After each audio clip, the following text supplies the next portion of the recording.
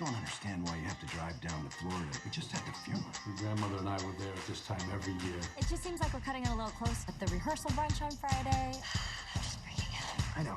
Can you take my car, sweetie? I need the SUV for the wine. Now let's get in that giant labia you drove up in and get out of here.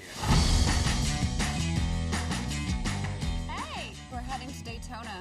So you guys want to tag along for a bit, maybe? Party some babies into us? Oh, we're not going to Daytona. Bam, are you kidding me right now? Grandma's funeral was yesterday. She told me on her deathbed, you get back out there again. Hey, Grandpa. Did he just call you Grandpa? What the Want to be a lamb and get that for me? Did you ever go on spring break? No. Hey, you know 1 in 3 of these girls has herpes, even if you can't see it. Whoops. That never usually happens. Really, it happens to me all the time.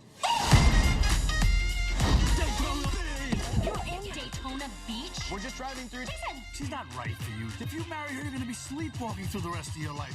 The way I see it, this is our last stand. Get off my muck. When you're pregnant.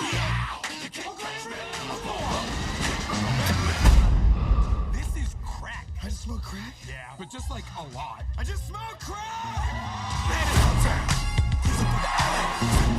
In the street like ballet. I don't even know how much I appreciate you doing this. And Just get naked. that's the best way to sleep. Oh my God. I want you to tear open my bra like it's a social security check. Now fumble around and pretend like you're trying to find your glasses. I found them. I can see. The greatest gift a grandson can give his grandfather is a hot college girl who wants to have unprotected sex with her before he dies.